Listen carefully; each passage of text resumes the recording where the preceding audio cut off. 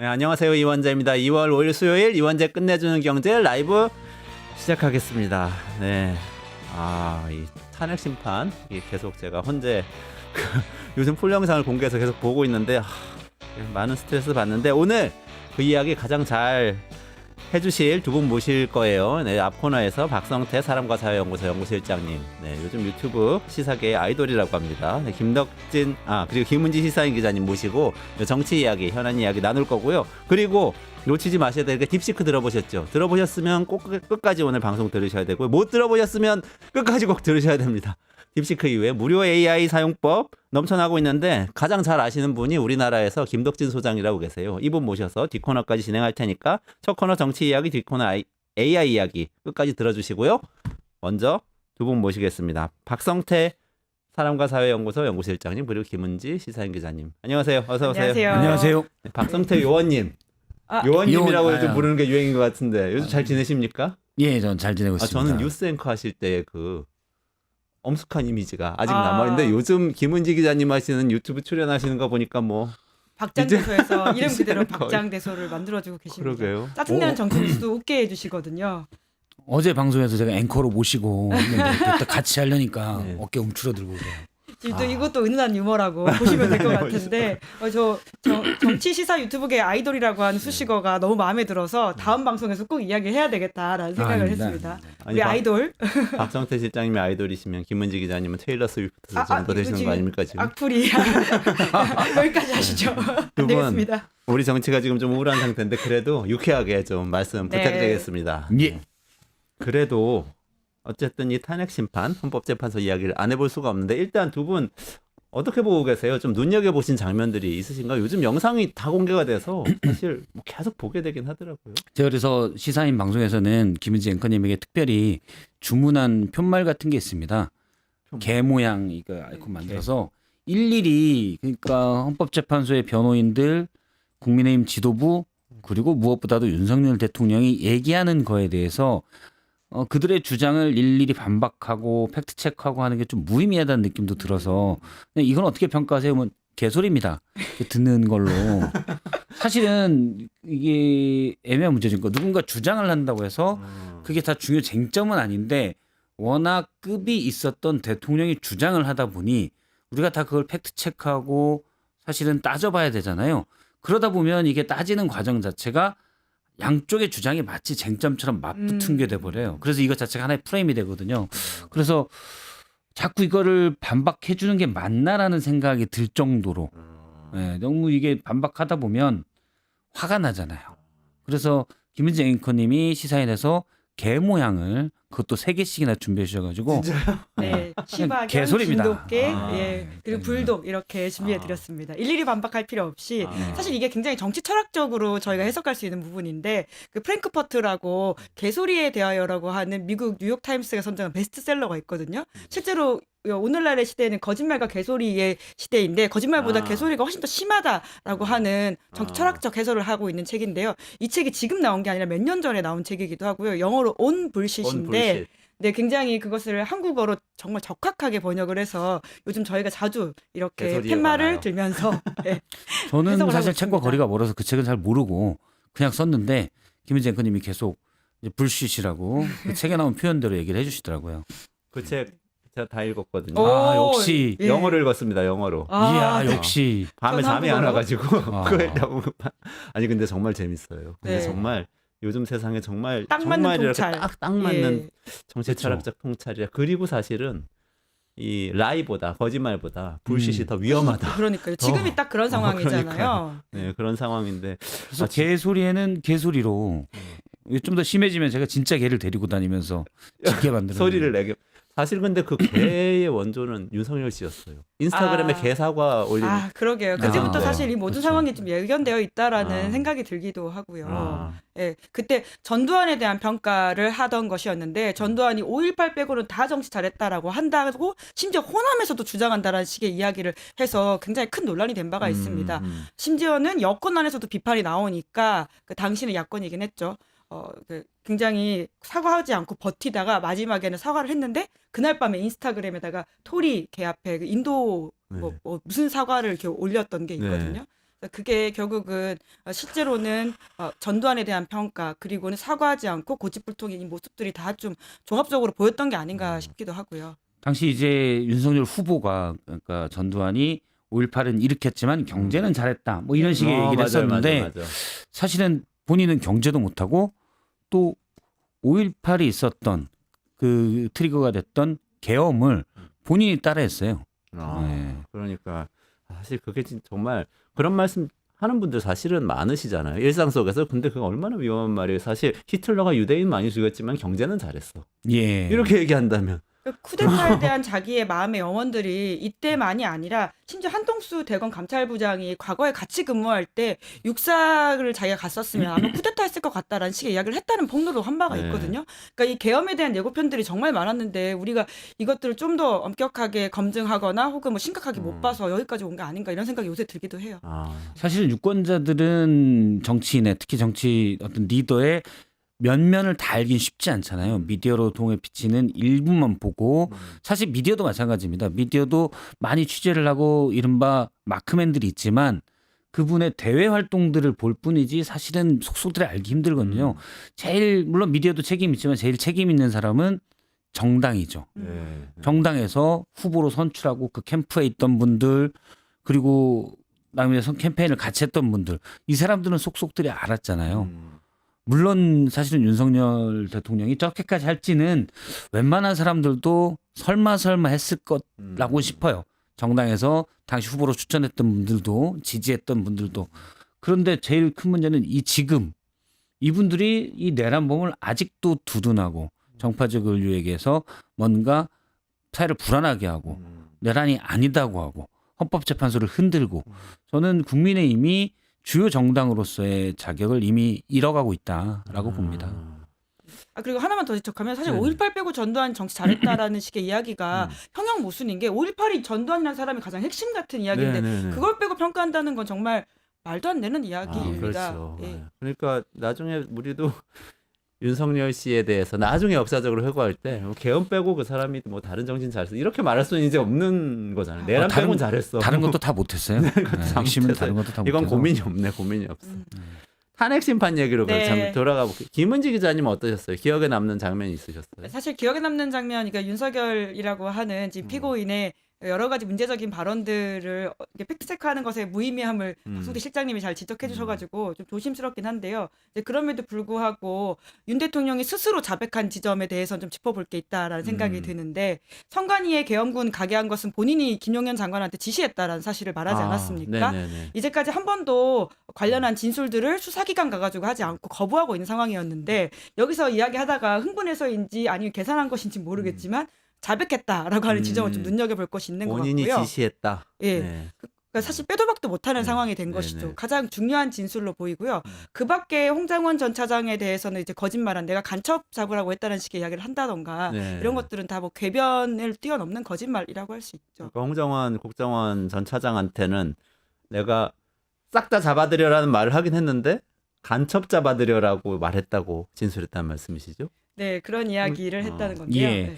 원래는 이제 홍정원 차장이 정확히 토시까지 얘기할 수 있다면서 얘기한 게 전화해서 그 앞에 뭐 제가 확인은 못했습니다. 근데 누군가 그러더라고요. 그 앞에 뭔가 접두사가 대통령이 잘 쓰는 접두사가 붙고 다 잡아들여 이 기회에 싹 다 잡아들여 쓸어버려라는 표현을 했다는 거죠. 네. 그래서 제가 한 일주일 전쯤 다른 방송에서 이걸 대통령이 과연 어떻게 커버할까라는 게 있었거든요. 그때 제가 딱 맞췄습니다. 아마 간첩을 잡으라고 했을 오. 것이라고 했을 거다. 아마 한겨레 공동포창가에서 제가 그렇게 얘기를 했었는데 네네네네. 맞더라고요. 근데 이게 어렵지 않아요. 그냥 고개를 세게 한 너댓 번 흔들고 그래서 정신을 멍해서 사고 능력을 떨어뜨린 다음에 생각하면 윤 대통령과 비슷한 생각을 할 수가 있습니다. 진짜 그렇게 하셨어요? 네. 지적 수준이 낮은 상황에서 뭐라고 핑계를 댈까? 이렇게 핑계를 대서 빠져나가겠다. 고 본인이 생각하겠구나. 우리 같으면 이게 맥락이 안 맞으니까 이건 설득력이 전혀 없는데라고 생각할 텐데 윤 대통령은 그렇게 하고도 남을 뿐이어서 충분히 그렇다고 생각합니다. 그리고 누군가가 얘기를 하더라도 그 앞에 어떤 동물을 지칭하는 접두사가 붙는데 그 욕설인 거죠? 그 앞에 얘기가? 이 욕설이 이 땡땡땡 이 아까 그 예. 이 아까 불식과 관련한 이야기들. 불식과 관련 네. 개소리하는 이 주체들.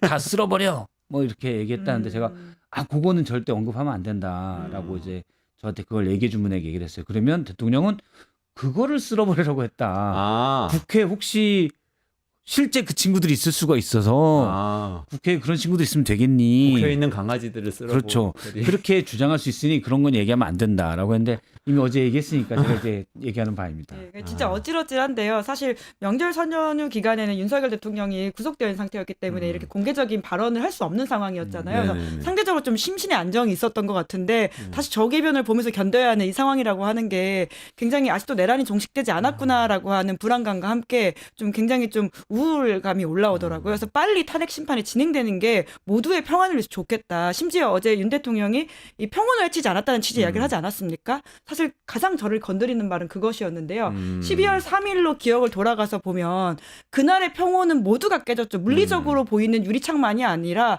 그날 다음날 무슨 일이 벌어질지 몰라서 걱정하던 수많은 시민들이 여기저기 전화를 하면서 단톡방에 서로 안부를 물어보기도 하고 네네네. 진짜 앞으로 어떻게 해야 되는지 아이들 학교 보내야 되는지 이런 거 물어봤던 그 평온이 깨졌던 것들에 대해서 함부로 기억을 조작하고 있는 저 태도에 대해서 좀 심각한 좀 기억 조작과 왜곡이 생기는 게 아닌가라는 불안감도 들더라고요. 그러니까 전체적인 윤석열 씨의 톤은 계속해서 뭘 하려고 한 게 아니다.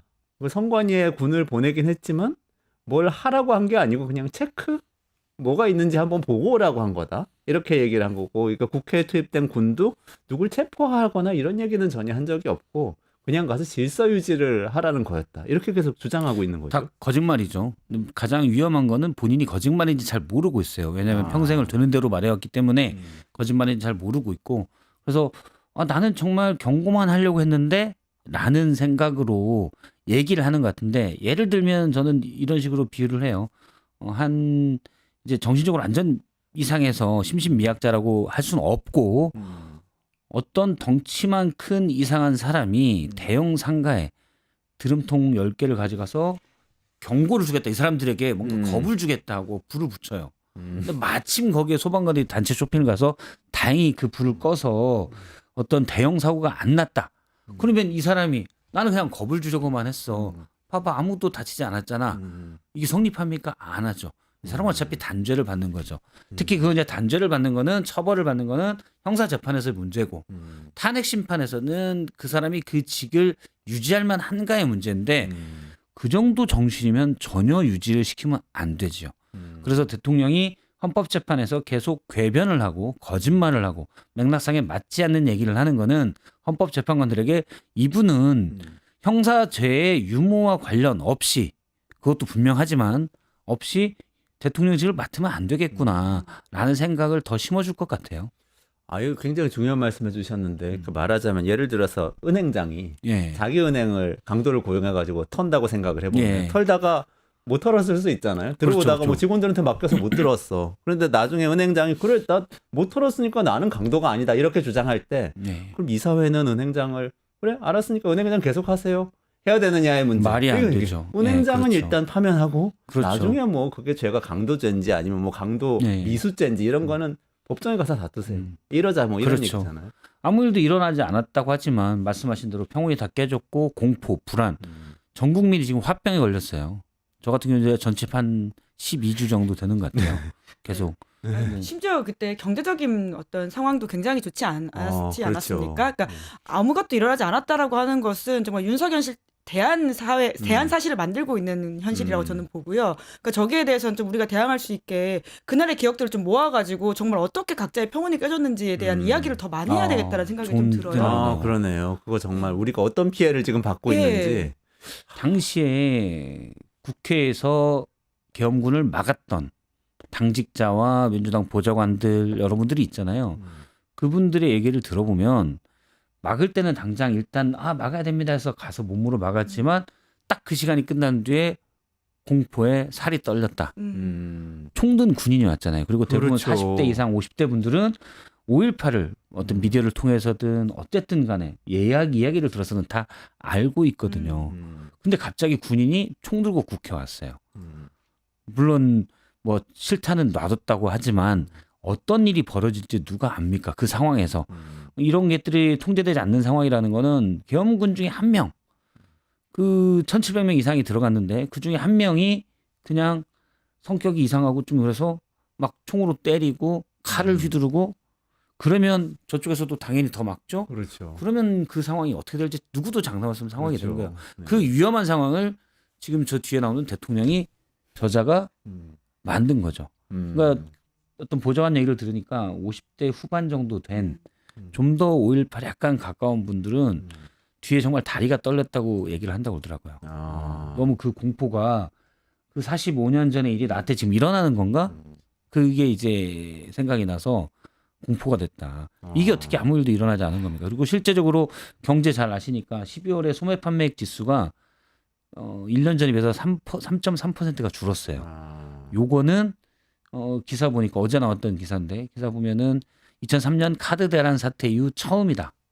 전년 비해서 3% 이상 줄어든 거는 처음이더라고요. 그러면 한계 상황이 지금도 그렇잖아도 어려운 자영업자들의 수많은 사람들이 그 한계 상황, 소매액 판매가 그래도 연말 기다리고 버티다가 여기서 문을 닫은 사람이 엄청나게 많을 거예요.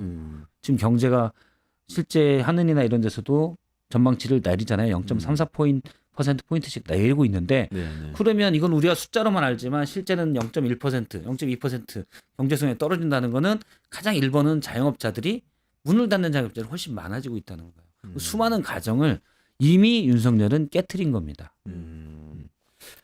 그러면은 제가 요거 하나 여쭤보고 더 이제 자세한 이 탄핵 심판에서 있었던 얘기 좀 여쭤보고. 그러니까 지금 말씀을 듣고 보니까 오늘 아침에 제가 페이스북 타임라인을 보니까 많은 분들이 탄핵 심판이 이상하다. 이거 뭐 기각되거나 아니면은 기각 의견을 가진 재판관들이 늘어나는 거 아니냐. 그리고 진실 게임이 막 벌어지니까 또 이거 불안하다 뭔가 뭐 홍장원 씨가 틀린 말을 좀 한 게 있다거나 이런 것 때문에 좀 책 잡히는 거 아니야 이런 걱정하는 분들이 많으세요. 근데 그렇다 하더라도 탄핵 심판에 영향이 있을 거라고 보세요? 없을 거라고 보세요? 네, 뭐 저는 그 정영식 재판관의 질문이 잘못됐다라는 생각을 하고 있긴 합니다. 어떤 내용이었죠? 그러니까 지금 그 홍장원 이제 1차장이 나와가지고 증언하는 부분에 있어서 메모가 좀 정확하지 않다라는 취지의 지적을 하고 있는 것이거든요. 근데 당연하게 그날 모든 것들을 그러니까 홍장원 전 차장이 굉장히 잘 반박을 했는데 이게 공문서가 아니고 본인이 그날 들은 이야기들을 적다가 멈췄다라는 취지의 이야기를 한 것이거든요. 그렇기 때문에 정영식 재판관이 마치 그 피고인을 신문하듯이 하는 태도에 대해서는 좀 문제적이라는 생각이 들고요. 저런 어떤 편향을 가지고 실제적으로 윤 대통령 쪽 이야기를 들어주는 게 아니냐라고 하는 불안감을 가지는 분들이 그래서 오늘 아침에 이야기에서 좀 나왔던 것으로 알고 있긴 합니다. 그럼에도 불구하고 뭐 탄핵 심판에 대해서는 걱정 안 해도 된다라는 말을 하고 싶긴 한데요. 저는 그런데 지금은 좀 어떤 이야기도 함부로 하기 어려운 상황이고 그렇기 때문에 더욱더 이 8대 0을 만들기 위한 노력들과 어떤 관심을 꽤 세게 기울여야 되는 게 아닌가라는 생각하고 있습니다. 저는 98% 탄핵 인용이에요. 탄핵 상식적으로 인용. 안 될 수가 없어요. 그러니까 2%는 이제 그때쯤에서 외계인이 쳐들어온다거나 이런 변수 있을 거고 만약에 그런 변수가 없는 헌법재판관들이 이거를 기각을 한다. 제가 얘기하긴 그렇고 그 뒤에 일은 상상하기 힘든 거고 이건 아주 상식 그 정도는 믿어도 돼요. 아주 상식적인 일이고 예를 들어 법률적으로는 그러니까 범죄에 대해서 형사적으로 물을 때는 그래서 이게 아닌 합리적 의심을 배제할 수 없을 정도라는 표현들을 이제 판사들이 많이 쓰는데 형사상 죄를 물을 때는 얘가 죄를 지었을 거야 아주 많은 심증이 감에도 불구하고 조금의 가능성만 있어도 얘를 죄인이다라고 그래서 벌을 줘야 된다고 믿기는 어렵기 때문에 그래서 무죄가 나거나 그럴 수가 있거든요. 근데 탄핵 재판은 성격 자체가 그게 아니에요.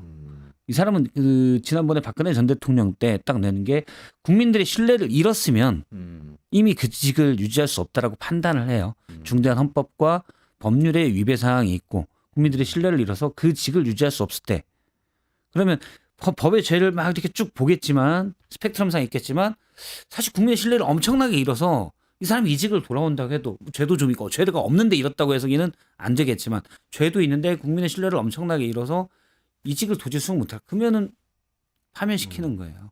그래서 그런 부분이기 때문에 이미 대통령이 지적 수준이 의심스러울 정도의 망상에 빠진 얘기들만 계속하고 있잖아요. 헌법재판관들이 이거를 이 사람이 혹시나 안 그랬을 가능성? 이거는 저는 가능성은 거의 전무하다고 봅니다. 그러니까 불안하지 않으셔도 돼요. 다만 제가 하나 걱정하는 건 무엇이냐면 저는 지금 굉장히 아까 말씀해주신 국민의힘이 내란 동조를 하는 모양새를 보인다던가 혹은 일부 세력들이 이 사안을 굉장히 정파적으로 이끌고 가면서 실제적으로 탄핵 반대와 관련된 의사들이 좀 올라가고 있는 상황이잖아요. 그러니까 저는 그게 우리 사회에 굉장히 좀 위험한 시그널이라고 생각을 하고 우리가 가지고 있는 국가적인 내러티브를 좀 망가뜨릴 수 있다라는 걱정이 있거든요. 그래서 소수 의견이 절대 나오면 안 된다라는 네. 생각을 가지고 있는데요. 네네네. 8대 0 혹은 9대 0이 되어야지 6명 확보해가지고 탄핵이 된다라고 하는 것에서 안심해서는 안 된다라는 생각이 듭니다. 그러면 그 나머지 2명의 의견 혹은 3명의 의견을 가지고 끝없이 이 정파적인 상황에서 헌재가 문제가 있기 때문에 우리가 숫자를 확보를 덜 해가지고 어떤 성향상 뭐 보수가 좀 적어가지고 이렇게 된 것에 불과하다는 식으로 끝없이 흔들 것이거든요. 네. 그래서 이 단일한 서사를 위해서라도 반드시 8대 0을 만들 수 있는 노력을 끝없이 기울여야 된다라는 차원에서 좀 걱정의 말씀을 드렸습니다. 그 한국사 강사 출신이라는 전한길 씨라고 있잖아요. 그 조금 아까 오다가 뉴스를 봤더니 이분이 국민변호인단 참여했다고 본인이 얘기를 글을 올렸더라고요. 예, 했는데 그러면서 하는 얘기가 국민변호인단이 이게 지금 윤석열 씨 측의 변호인단에서 뭐 여론전 하려고 이제 모집하기로 한 거죠. 근데 그 얘기를 하면서 윤석열 지지율 올라가면 탄핵 기각됩니다. 이렇게 얘기를 했어요. 그 관련이 있나요, 실제로? 저는 뭐 가능성이 전혀 없다고 전혀 봐요. 없다. 예. 네. 대신에 헌법재판소가 좀 더 그거는 순전히 다른 게 아니라 이제 사회 분열을 막기 위해서 좀 더 모양을 갖추는 모습. 그러면 예를 들어서 지금 2월 13일까지 변론길이 잡혔는데 저는 한 1, 2주 정도 더 할 거라고 봤는데 정말 길으면 한 번 더. 그래서 3월 초까지 변론을 잡을 수도 있다라는 정도의 문제지. 그것 때문에 본인의 판단을 바꾸는 건 아닙니다. 그러면 판사가 여론에 물론 헌법재판소가 정치적인 성향이 좀 강한 조직이긴 하지만 재판관들이 여론에 밀려서 자신의 판단을 한다 그건 있을 수가 없는 거죠. 대신 반발이 적게 하기 위해서 좀 더 장치를 둔다. 이 정도는 할 수 있을 거라고 봐요. 그래서 뭐 탄핵 반대 여론이 높아서 이건 또 누구나 얘기하듯이 구구가 표집이 돼 있는 여론조사인데 거기에 밀려서 기각을 한다? 있을 수 없는 얘기예요. 저는 이제 변호인단은 그런 주장할 수 있어요. 예를 들어서 헌법재판관 3명에 대해서 기피 신청을 했잖아요. 변호인단은 전 할 수 있다고 봅니다. 거기에 대해 비판도 할 수 있고 또 변호인단도 비판 받으면서 또 할 수도 있다고 봐요.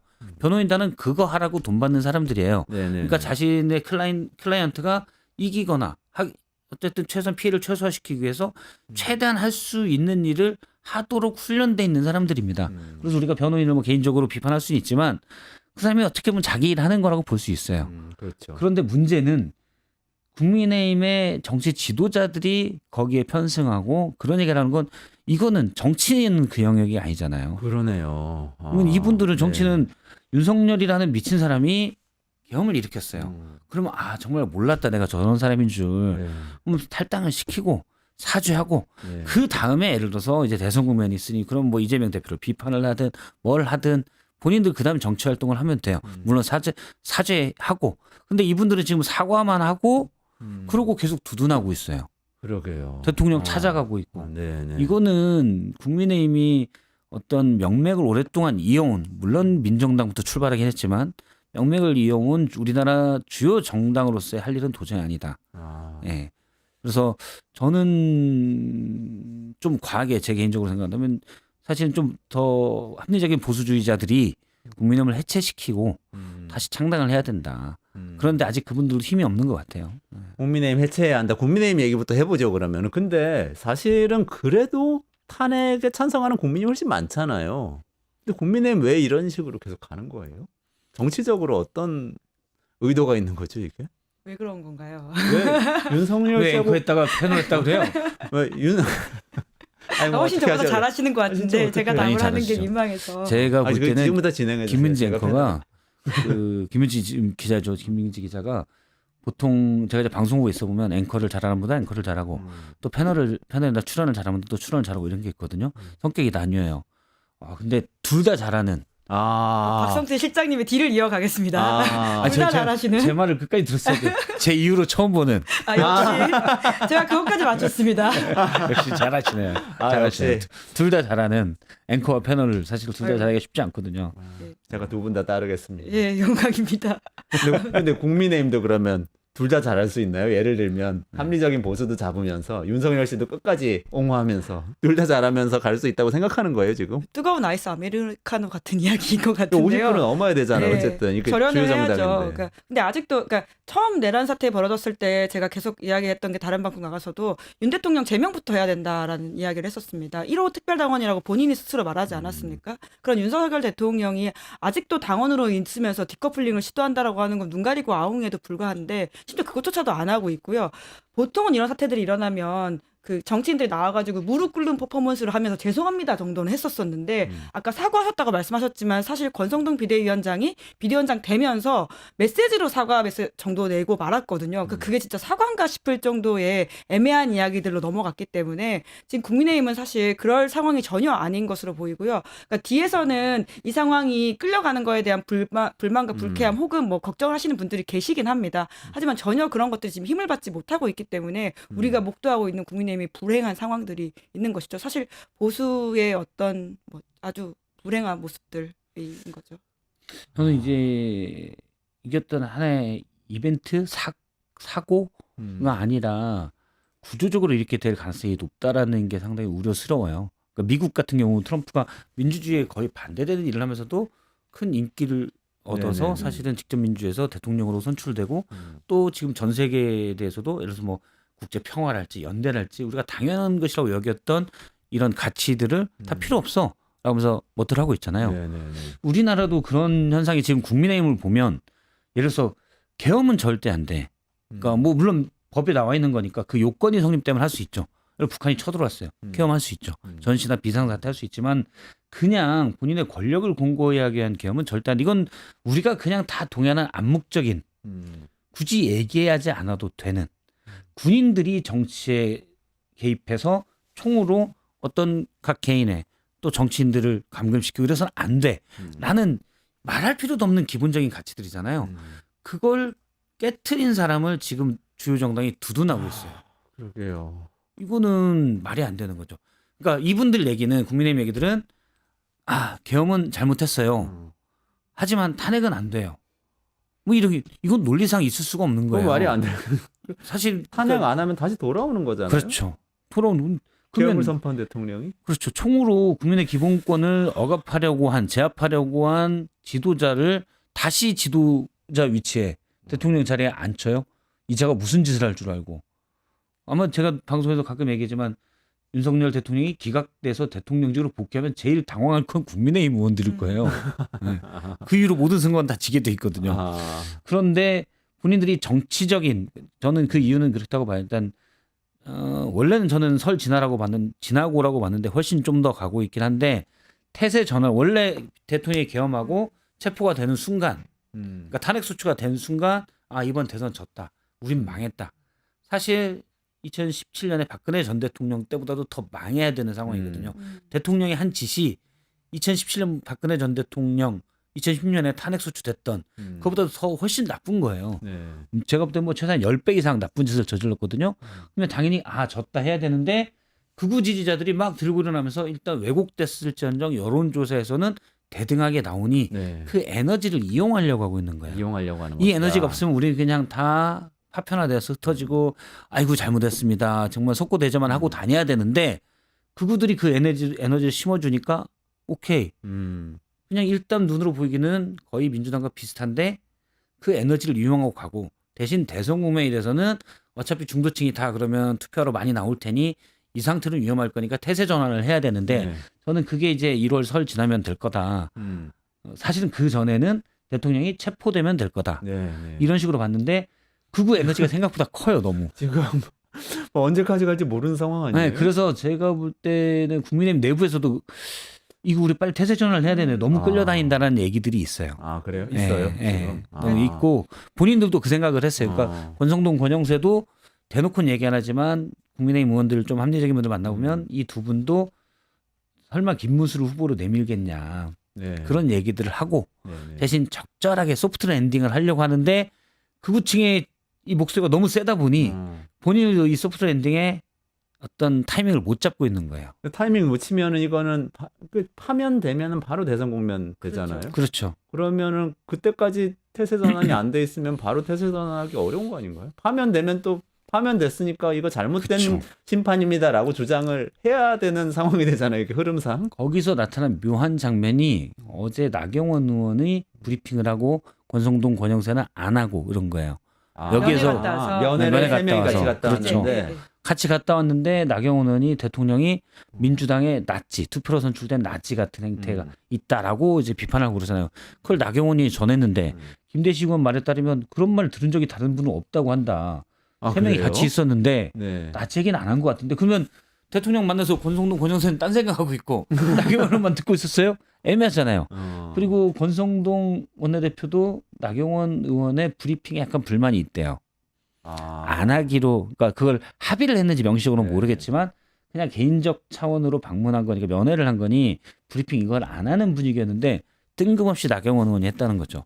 그건 뭐냐면 제가 볼 때는 소프트 랜딩의 타이밍을 권성동, 권영세는 보면서 살짝 거리 두면서 어느 정도 하고 네. 그렇다고 브리핑은 안 하는 개인적인 차원이 가는데 뜬금없이 당권이나 다른 서울시장이든 크게는 대선을 노리는 그래서 지지자가 필요한 나경원은 해버린 거예요.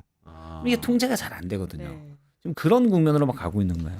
그러니까 제가 만난 보수 인사도 국민의힘 상황을 항공모함에 네, 비유를 네. 하더라고요. 그러니까 지금 이 상황을 적당하게 하면서 뭔가 돌려야 되는 것들을 네. 알고 있음에도 불구하고 그러니까 대선이라고 하는 게 이번에 보궐이기 때문에 60일밖에 안 되는 아주 짧은 네. 시간이거든요. 근데 국민의힘은 기본적으로 거대한 항공모함이기 때문에 이 60일 안에 뭔가를 돌리려고 하더라도 이게 쉽지 않을 것이다. 그래서 그 극우 에너지라고 하는 것들이 본인이 적당히 즐기다가 호랑이에게서 내려오려고 하는 이 상황이 생각보다 쉽지 않을 수 있다라고 하는 걱정을 하고 있어서 이제 그러다 보니까 제가 지난번에 약간 반농담 비슷하게 김문수 후보가 진짜 될 수도 있을 것 같다라는 식의 네. 이야기를 하고 갔습니다. 네. 그러니까 두 분이 약간 뭐 결이 다르긴 하지만 약간 이 의견 다르신데 너무 흥미로운 얘기인데요. 박 실장님 지금 말씀하신 거는 항공모함이 어쨌든 방향을 살살 돌리려고 권성동, 권영세 이 지도부는 그렇게 노력하고 있는데 사실은 바깥의 극우 세력 집회 그리고 내부의 나경원 의원 같은 또 돌졸적인 행위 이런 것 때문에 이게 돌리기가 되게 어려워지고 있다. 이런 그렇죠. 상황인 거예요. 제가 알기로는 훨씬 더 빨리 급변침을 하려고 한 거 아닌가. 그건 뭐 물론 거기에 대해서 권성동 원내대표나 권영세 비대위원장이 얘기한 바는 없어요. 네. 근데 나름 국민의힘 내부에서 합리적인 뭐 합리적이라기보다 일단 개혁적 보수 색깔을 가지고 있는 의원들의 얘기로는 본인들은 그렇게 보고 있다라고 하는데 분위기가 이제 자꾸 안 되는 네. 거죠. 특히 여론조사가 또 갑자기 높게 나와버리니 네. 생각보다 사실은 상황이라는 게 그렇거든요. 모든 상황을 아무리 훌륭한 사람도 다 능력이 뛰어난 사람도 다 통제할 수가 없어요.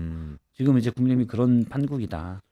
자, 그러면 이런 상황에서 우리가 그래도 국민의힘 내에 지금의 분위기하고 좀 다른 분위기를 가진 정치인 하면 그래도 한동훈 전 대표가 떠오르잖아요. 뭐 계엄에 반대한다고 첫날부터 명확하게 이야기했고 그걸 그렇죠. 위헌이고 불법이다 하고 말했기 때문에 결이 완전 다르다고 봐야 되겠죠. 그리고 결국에는 탄핵에 찬성하다가 쫓겨나는 걸로 지금 국민들한테 인식이 대체로 되고 있는 것 같아요. 그러면은 한동훈 대표가 컴백을 하면은 이게 소프트 랜딩 아니라도 변침이 좀 일어나고 막 싸우면서 이럴 가능성은 있는 건가요? 지금 돌아온다는 얘기가 좀 있잖아요. 예.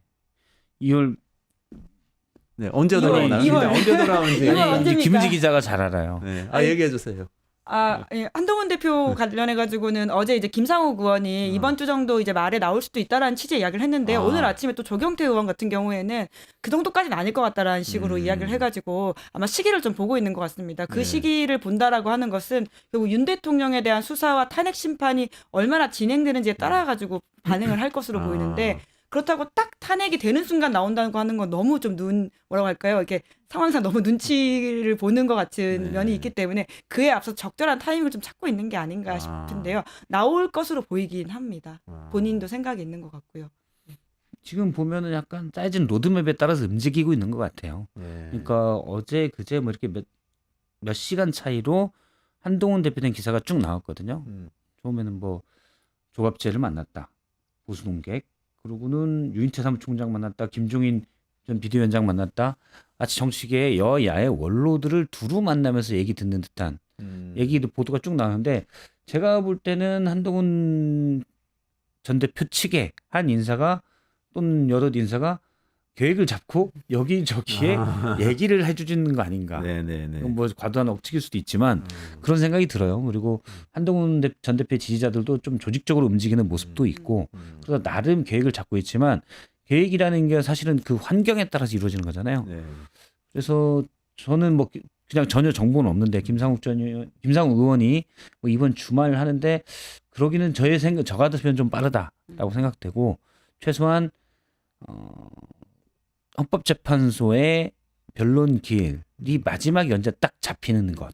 물론 선고일이 결정일이 잡힌다기보다도 일단은 이게 마지막입니다라고 얘기하는 날 그 이유나 그러게 되지 않을까. 그게 낫지 않을까 싶습니다. 네. 왜냐하면 지금 구구들의 목소리가 너무 높기 때문에 네. 한동훈 대표가 지금 빨리 나와서 구구들이랑 막 부딪혀서 싸우는 걸 사실은 이제 전략적으로 본다면 굳이 좋은 전략은 아니다. 조금 이쪽에 에너지가 좀 줄은 다음에 그래야 중간에서 눈치 보고 있는 권성동, 권영세가 약간 공간을 열어주기 편할 거라는 생각이 들어요. 그러니까 권성동, 권영세 이 지도부는 한동훈 전 대표한테도 길을 열어줄 거라고 보시는 거예요? 기회를 줄 거다. 그게 뭐 경선 룰이나 이런 데서 굉장히 영향을 줄 수 있잖아요, 사실. 예. 저는 잘은 모르겠지만 권성동 원내대표 스타일상으로 본다면 일단 중요한 건 이기는 거기 때문에 한동훈 대표가 꼭 대선 주자가 되길 바란다기보다도 좋은 페이스메이커나 땔감 정도로 생각해서 나쁘지 않을 거라는 생각을 하지 않을까. 한동훈 땔감론. 예. 이건 뭐 제 그냥 권성동 원내대표의 평소 스타일. 그분은 약간 결과를 많이 보거든요. 과정에 상관없어요. 어떤 정의롭냐 상관없어요. 제가 볼 땐 네. 그냥 어떻게든 이겨야 되는 결과. 그러니까 얼굴 두껍게 다니라는 거는 네. 내가 욕 먹더라도 우리가 이기도록 하겠다라는 얘기거든요. 그러니까 뭐 욕 먹는 거는 크게 두려워하지 않는 것 같아요. 실제로도 두꺼워요, 얼굴이. 얼굴이 실제로 물리적으로 두껍다. 그 얘기까지 제가 안 했어요.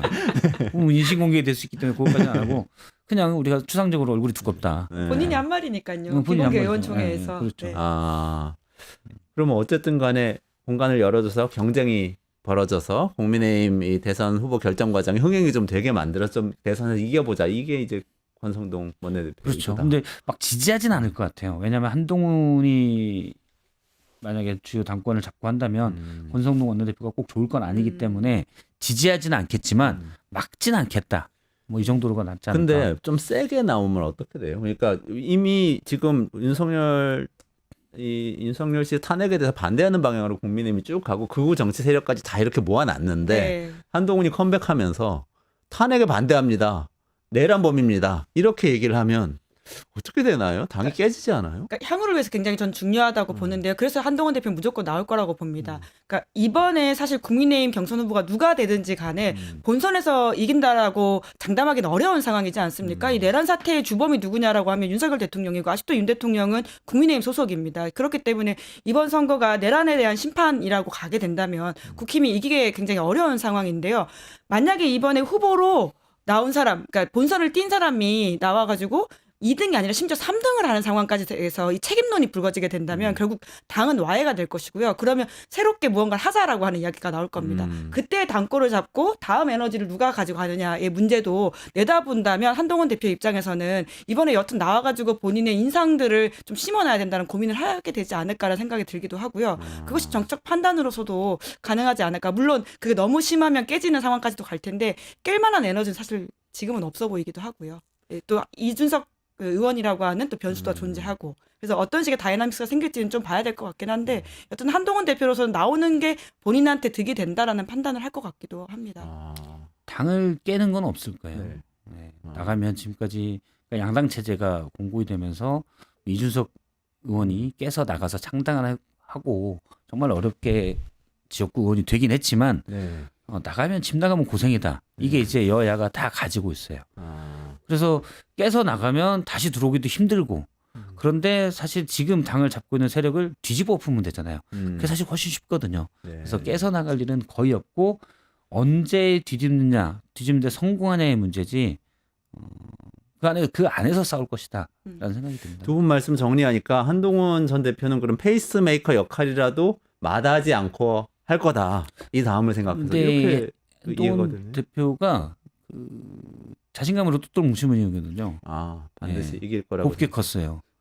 곱게 커서 어려움이 없이 자라가지고 네, 자신감으로 똘똘 뭉친 것 같아요. 그래서 나가 저는 사실 그 역할을 주문하는데 대선 출마하지 말고 백의종군하면서 그걸 주문하는데 아마 본인은 나가면 할 수 있어.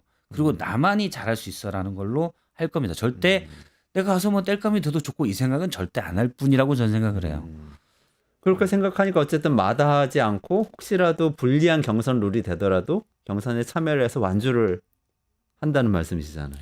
불리한 경선 룰이면 엄청나게 따져되겠죠. 아. 조그마한 것도 따져대는데 그걸 안 따질까요? 엄청나게 따져될 겁니다. 아니 그 월요일 날 김준일 평론가하고 장성철 소장이 나오셨었거든요. 네. 두 분이 굉장히 흥미로운 가설 몇 가지 얘기하셨는데 장성철 소장님은 김문수가 후보된다는 얘기를 굉장히 침울한 표정으로 우울해하면서 힘없이 얘기를 하셨고 김준일 평론가는 김문수 한 20%, 이준석 한 15% 나오고 이재명 50% 나오는 선거가 계속되면 단일화를 할 거다.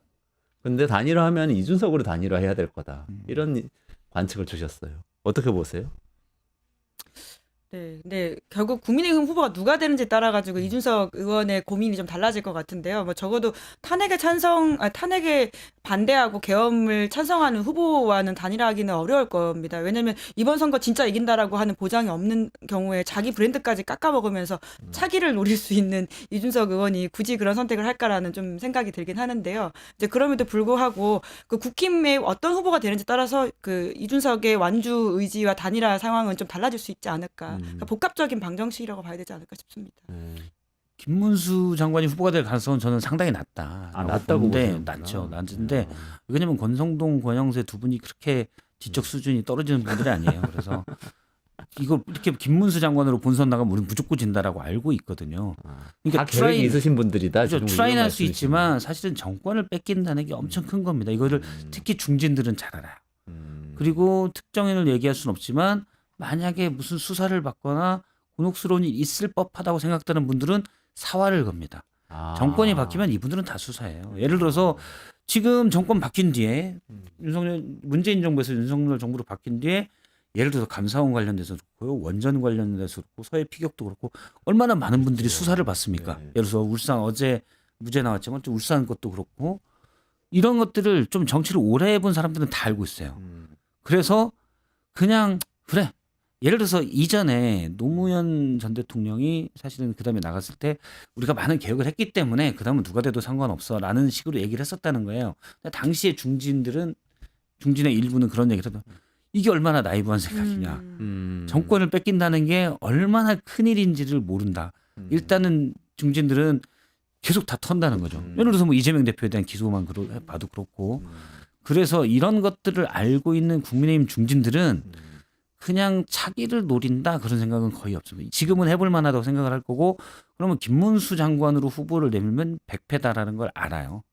그건 중도표를 얻을 수가 없거든요.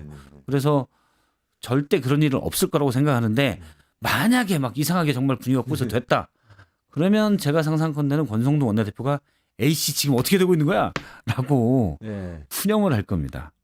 뭐 그런 아예 가능성이 없다고 말은 못하죠. 정말 무슨 뭐 구구지자에 들고 일어나서 뭐 이상하게 날짜가 꼬이거나 그래서 그럴 수도 있고. 근데 김문수 장관이 후보가 될 가능성은 저는 어쨌든 극히 적다고 보는데 만약에 김문수 장관이 되면 이준석 의원이 단일화 안 하죠. 못 하는 거죠. 어차피 본선도 질 거고. 근데 이제 오세훈, 유승민, 한동훈 이분 중에 후보가 된다. 그러면 이준석 의원은 단일화할 거라고 봅니다. 조선일보에서였나요? 여론조사 결과 하나 보도된 거 봤는데 오세훈 서울시장이 이재명 대표하고 충청도에서 뒤집어졌다. 이렇게 되게 세게 썼더라고요. 그러면서 여론조사 뭐 몇 개 가지고 충청 지역이 무슨 선거의 바로미터다 그러면서 오세훈 시장을 약간 띄우는 듯한 느낌을 받았어요. 그런 분위기 있나요? 조선일보가 지금 특히 그런데 조선일보의 제목들을 보면 대통령의 비상계엄 이후에 약 2주간 정도는 그래도 대통령이 미쳤다. 이건 안 된다. 막 썼거든요. 맞아요.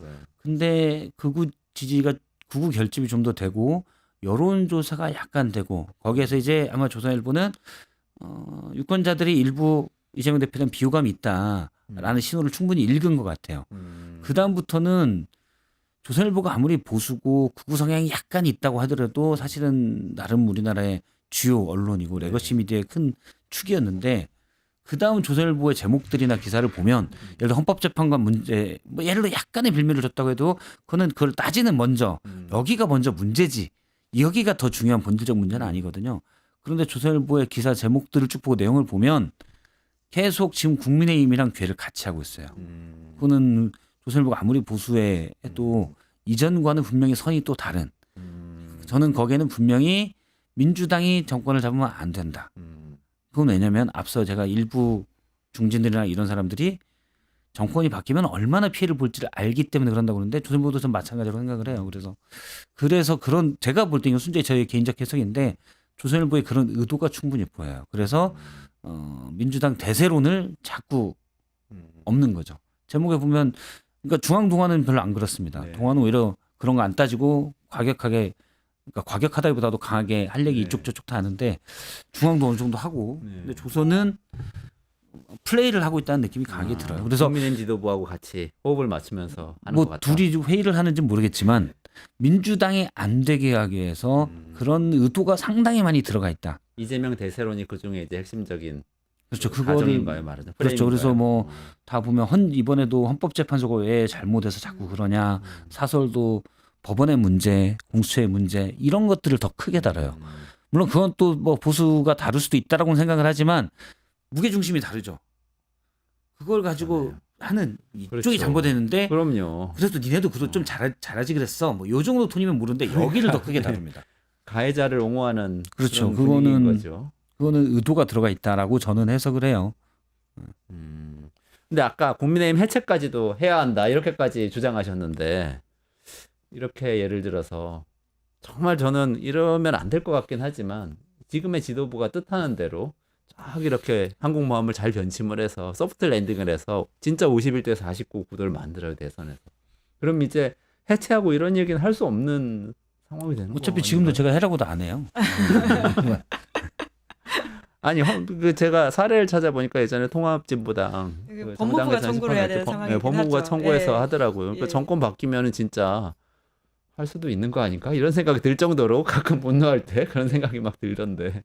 근데 그래서 유권자의 심판이 제일 중요한 것 같아요. 네. 그러니까 이 상황에서 지금 뭐 이것도 잘못됐고 저것도 잘못됐고 뭐 일정 부분 잘못이 있을 수 있겠죠. 아까 박 실장님 지적하신 것처럼. 근데 이 문제의 본질은 내란 사태를 일으킨 윤석열 그 자체라고 네. 하는 것이고 이 문제를 우리가 짚고 가지 않으면 다음에 어떤 이야기를 하더라도 법 대놓고 지키지 않는 대통령, 그러니까 힘이 있는 자라고 해가지고는 아무렇지 않게 억지 주장을 부리면서 그 법 위에 서려고 하는 것들을 그냥 무시하고 넘어가면 우리 앞으로 아이들한테 빨간불에 건너지 말라고 하면 당연한 이야기도 못하게 되는 거 아닌가요? 그러네요. 중요한 얘기를 해주셨네요. 정말 네. 중요한 그러니까 얘기네요. 이 지점에서 우리가 상황을 다 보는 게 중요할 것 같습니다. 우리 그 대선 때까지 잊지 말아야 될 질문이네요. 내란범은 누구인가?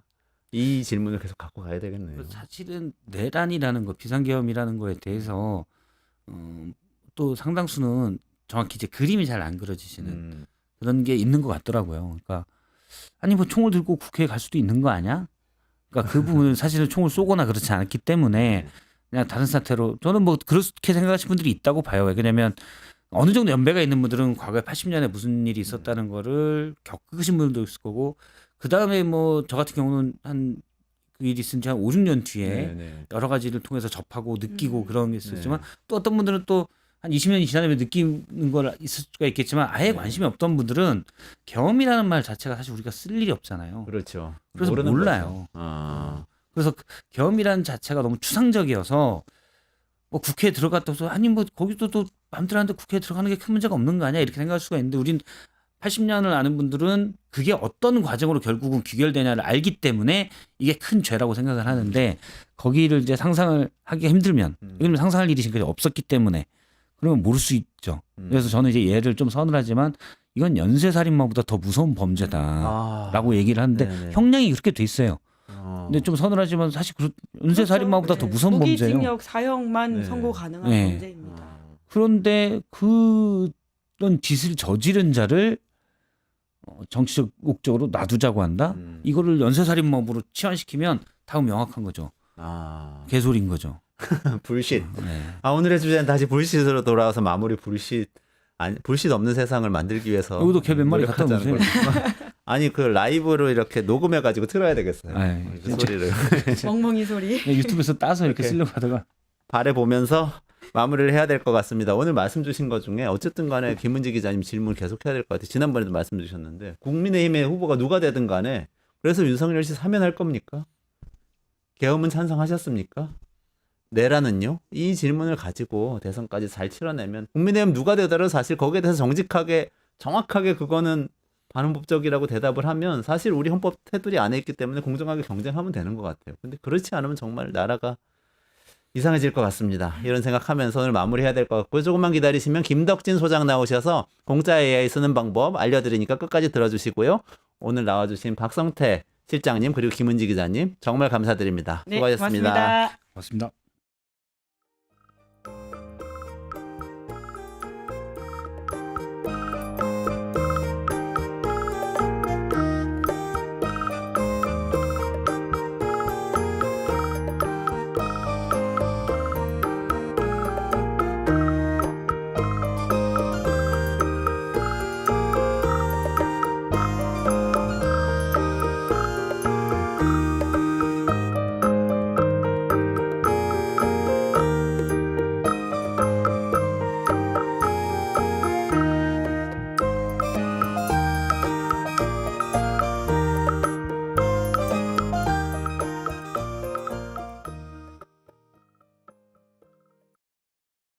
유튜브 구독하고 실시간 채팅과 댓글을 남기시면 매일매일 7000TTCO를 드립니다.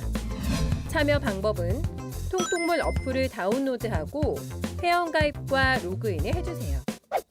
마이페이지에서 나의 회원 고유 번호를 복사해주세요.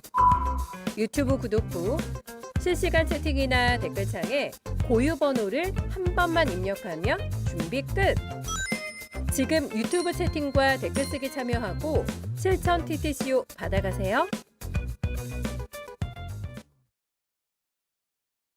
네, 중국의 공짜 AI 딥시크 들어보셨죠? 이게 무료라고도 하고 그리고 굉장히 싸게 만들었다고도 하고 미국의 오픈 AI, 챗 GPT 이런 건 넘어설 거라고도 하고 이런 얘기들이 복잡하게 나오는데 이 이야기 전해주시면서 우리가 앞으로 AI 어떻게 대하고 사용해야 되는지 국내에서 가장 잘 설명해 주시는 김덕진 소장님 모셨습니다. 어서 오세요. 네, 안녕하세요. 반갑습니다. 네. 김덕진입니다. 딥시크 나와가지고 막 논란이 음. 많이 되고 했던 게 이 설 연휴 때였던 것 같아요. 그러니까요. 설 연휴 때 그것 때문에 정신이 하나도 없었어요. 쉬어야 되는데 네. 쉬지도 못하고 계속 지금 쾌해지고 있습니다. 아, 그러시군요. 아니, 소장님 어떻게 보셨어요? 그러니까- 사용은 해보셨? 네, 뭐 딥시크 네. 여러 가지 버전 다 네. 써봤고요. 뭐 요 오픈 AI 뭐 요즘 나온 것도 다 써봤는데, 그러니까 딥시크의 R1에 놀라는 이유 몇 개를 좀 정리를 하면 네네네. 일단은 오픈 AI의 그 O1이라는 성능에 맞먹는 녀석이 나왔다라는 네네. 거예요. 그러니까 기존에도 뭐 여러 비슷한 서비스들이 많았는데 음. 우리가 이제 추론을 한다라고 하는 게 되게 중요하거든요. 네네. 왜냐하면 기존에 챗GPT 버전이 되게 많잖아요. 근데 네네. 챗GPT가 예전에 뭐 3.5, 4 막 이렇게 나오다가 요즘에 보면 무슨 뒤에 뭐 5.1, 뭐 5.3 막 이런 식으로 붙잖아요. 네네네. 이게 뭐냐면 이제 쉽게 말하면 원래 큰 덩어리, 그러니까 원래 사전에 공부시켰던 버전은 업그레이드가 안 된 거예요. 그러니까 GPT 아. 앞에 숫자가 바뀌는 건 네. 완전히 얘가 공부로 인터넷에 있는 걸 새로 완전히 학습을 시키고 네. 엄청나게 데이터를 업그레이드해서 나올 때마다 버전이 바뀌거든요. 3.5, 4 네, 뭐 그렇죠. 이렇게 나올 네, 때. 근데 네. GPT-5는 안 나왔잖아요. 네네네. 그 얘기는 뭐냐면 아직까지 이거를 GPT 처음 만들었을 때처럼 인터넷에 완전히 있는 데이터를 한 번 더 학습시키고 모델을 완전히 바꾼 건 아직 안 나온 거예요. 네네. 왜냐면 이거를 하려면 돈도 많이 들고 네. 시간도 많이 들고 비용도 많이 드는데 이거를 하긴 어려운 거죠. 근데 그럼 AI를 어떻게 똑똑하게 할까라고 하는 데서 나온 게 추론이라는 방식이에요. 네. 근데 추론은 이렇게 좀 설명드리면 좋을 것 같은데 이 녀석이 기존의 AI는요. 답변을 뭘 해야 되는지를 알려주는 게 기존의 학습 방식인 거예요. 네. 근데 이 추론은 얘가 어떻게 답변을 하면 되는지를 알려주는 거예요. 예를 들면 저희가 예전에 제가 뭐 여기 나와서도 뭐 우리가 프롬프트를 어떻게 쓰느냐에 따라서 AI가 똑똑해진다 뭐 이런 얘기 드렸던 것 같은데 챗GPT한테 우리가 예를 들면은 너가 단계별로 생각해서 이야기해봐 이렇게 시키면 이 녀석이 그냥 대답을 하는 게 아니라 1단계, 2단계, 3단계 이렇게 뭔가 이렇게 해야 될 것 같아요. 얘기라고 답변을 하거든요. 그런 과정을 지금까지는 사람이 시켰는데 추론이라고 하는 건 AI한테 뭘 시키면 이제 지가 바로 대답을 하는 게 아니라 사람이 하는 것처럼 그럼 요렇게 생각을 해서 해볼게요. 라고 하는 단계가 이제 나오는 거예요. 네, 네. 그렇게 되면은 AI가 원래 이따만한 데이터를 갖고 답변을 빨리빨리 해야 되니까 이거를 완전히 학습을 새로 시켰어야 됐는데 네. 그게 아니라 공부한 거는 똑같은데 네. 이 녀석이 차분히 생각도 해보고 단계별로 생각도 해보고 이런저런 생각을 하다 보니까 우리가 이제 시간을 주는 거죠. 예전엔 바로 답변이 나와야 되는데 5분 10분 주거든요. 네네. 그렇게 했더니 이 녀석이 지금 있는 데이터에서도 꽤 구조적으로 답변을 잘하는 거예요. 마치 사람도 바로 답변하는 것보다 뭔가 생각을 하고 하면 답변을 잘하잖아요. 네네네. 그런 방법론을 준 게 이제 추론이라는 방식인데 아, 이 그렇군요. 추론이라는 방식을 지금까지 챗GPT 5원 말고는 나머지 회사들이 잘 못 만들었었어요. 아. 왜냐하면 이거를 하려면 기존에 많은 사람들이 쉽게 말해서 야 너는 이렇게 생각을 해야 돼라는 방법을 많이 알려줘야 되잖아요. 네네. 그럼 그거를 보고 AI도 이렇게 했으니까 아. 공부를 했었을 텐데 지금까지 챗GPT가 그걸 만들어 놓고 네. 우리가 어떤 식으로 했는지에 대한 얘기를 안 해줬어요. 아. 그랬는데 이번에 딥시크 아론이 자기네들이 여러 가지 연구를 해보다 보니 챗GPT가 이런 방식으로 한 것 같아요 네네네. 라고 하는 걸 쉽게 말해서 발견을 하고 그 발견한 방식을 오픈소스로 다 공개를 한 거예요. 아. 이게 되게 중요한 거죠. 그러니까 네. 챗GPT 5원이 자기네들이 한 방법을 안 밝혔는데 아. 자기네들이 연구를 한 그 연구의 레시피를 다 공개를 한 거예요. R1에서는 네. 딥시크에서는 네, 그럼 이제 어떻게 할 수 있는 거냐? 예를 들면 네이버 입장이라고 치면 네. 네이버에서도 어떻게 해서 오픈 AI가 저렇게 추론을 했을까? 그러면서 여러 가지 방법들을 생각을 했겠죠.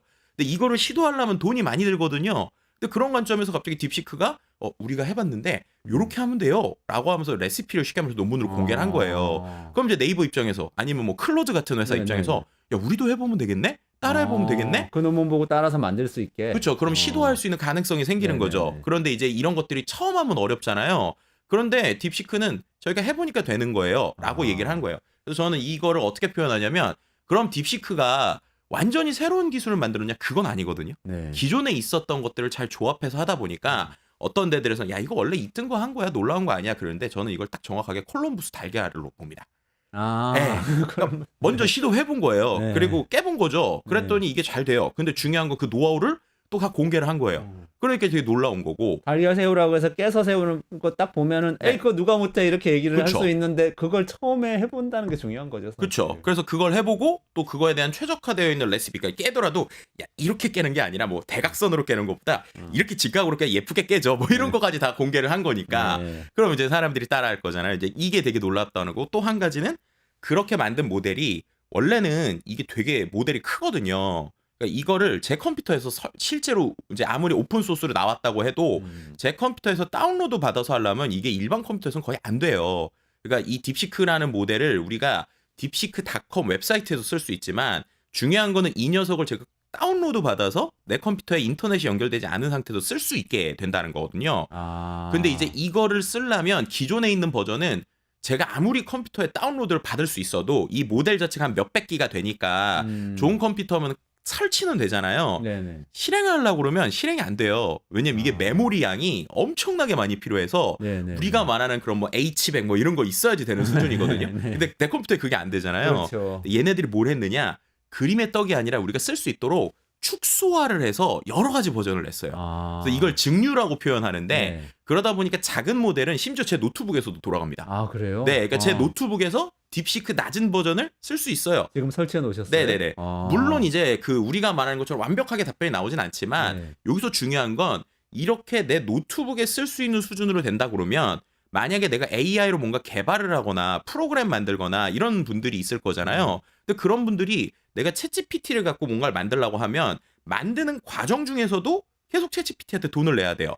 네, 왜냐하면 그렇죠. 이거를 챗GPT를 이제 기업이 쓴다라고 할 때는 API 사용료를 내니까 네네. 마치 이번에 카카오랑 그 챗GPT 오픈 AI가 이제 제휴를 한다고 그랬잖아요. 근데 제휴를 하더라도 카카오에서 뭔가를 쓸 때마다 네네. 챗GPT한테 돈을 내야 돼요. 왜냐면 자기 아. 모델이 아니니까. 아 그렇죠. 네, 빌려서 쓰는 거죠. 빌려서. API 연결해 가지고 그쵸, 그쵸. 과금을 하는 또 체계가 있죠. 그쵸, 그쵸. 많이 쓰면 더 많이 내는 네, 거죠. 맞습니다. 그럼 이제 개발자 입장, 특히나 우리나라 스타트업으로 보면은 개발을 해서 돈을 벌지 안 벌지도 모르는데 그렇죠. 여러 개를 할 때 돈이 계속 들 거잖아요. 그렇죠. 근데 이거를 소형 모델로 내 노트북에 연결을 하면 이거는 돈 안 내도 되거든요. 아. 그럼 여기서 이것저것 시도를 해보는 거예요. 그러니까 예를 들면 이 모델 자체가 좀 별로라도 네네. 여기다 파일도 올려보고 튜닝도 해보고 프로그램도 하고 한 다음에 내가 뭔가 좋은 프로덕트를 만들면 아. 그 프로덕트를 갖고 엔진은 이제 그 딥시크 엔진이지만 제가 그걸 갖고 뭐 AI로 뭐 기업에 최적화된 솔루션을 만들었어요.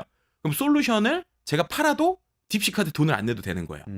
그러니까 이게 어떻게 보면은 중요한 거는 이 어느 정도 추론까지 되는 그 챗GPT의 최신 버전 수준이 되는 녀석을 소스도 공개했을 뿐만 아니라 그러니까 하는 방법, 레시피도 공개했을 뿐만 아니라 작은 버전들을 여러 개를 내서 네. 그거를 가지고 뭔가 스타트업들이 예를 들면은 저 앞에 있는 뭐 카메라에도 AI를 넣어볼 수 있게 시도도 해볼 수 있고 뭐 TV에도 넣어보게 시도를 할 수 있고 노트북 안에 서비스도 만들 수 있는데 그런 걸 만들 때 우리가 돈을 안 내도 된다. 그러니까 이게 결국에는 많은 데 AI를 대중화할 수 있는 어떤 좀 돌파구 같은 이런 네. 역할이다라고 보면 이건 상당히 놀라운 거죠. 그 다운로드 받는데 들어가면 뭐 1빌리언 뭐 이런 그쵸, 식으로 그쵸, 써져 있는 1B 모델 뭐 이런 식으로 돼 있잖아요. 근데 네네. 그런 것들이 네. 그 큰 모델 외부를 접속하는 모델하고 성능이 같나요? 성능이 좀 차이가 있죠. 네. 그러니까 말씀하신 것처럼 그 외부에서 우리가 말하는 딥시크를 지금 쓸 수 있는 방법이 인터넷에도 두 가지가 있어요. 네. 첫 번째는 딥시크닷컴에 들어가거나 아니면은 딥시크 앱을 다운로드 받는 건데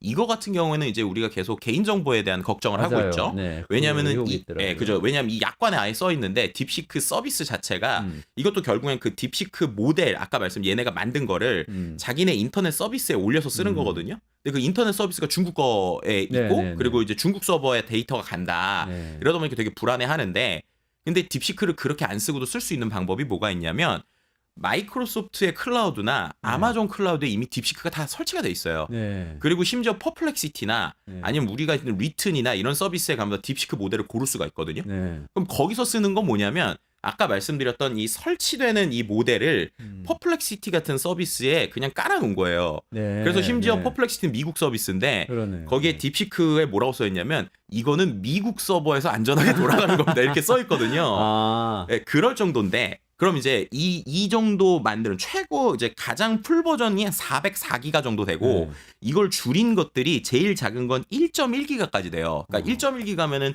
우리가 말하는 영상 하나보다 적은 거잖아요. 그러네요. 그 정도까지 축소돼 있는 여러 모델이 있거든요. 근데 이 축소하는 방식이 두 가지를 이제 쓰게 되는데 이제 증류화라는 방식이에요. 그럼 증류가 뭐냐면 우리가 뭐 기름 같은 것도 이렇게 걸러내면서 계속 네, 이제 네, 하잖아요. 네. 뭐 술을 만들 때도 그렇고 네. 그런 것처럼 이 녀석한테 어떻게 하는 거냐면 지식이 있으면 이렇게 그냥 쉽게 생각을 해볼게요. 우리가 수학을 배울 때 고3 수학을 풀고 있는 친구가 있어요. 근데 고3 수학을 풀려면 중학교 1학년이나 초등학교 때부터 단계별로 해야 되잖아요. 네. 근데 지금 필요한 거 고3 수학이면 이 녀석한테 과감하게 넌 고3 수학만 외우고 있고 중학교 때부터 이걸 다 날려버리는 거예요.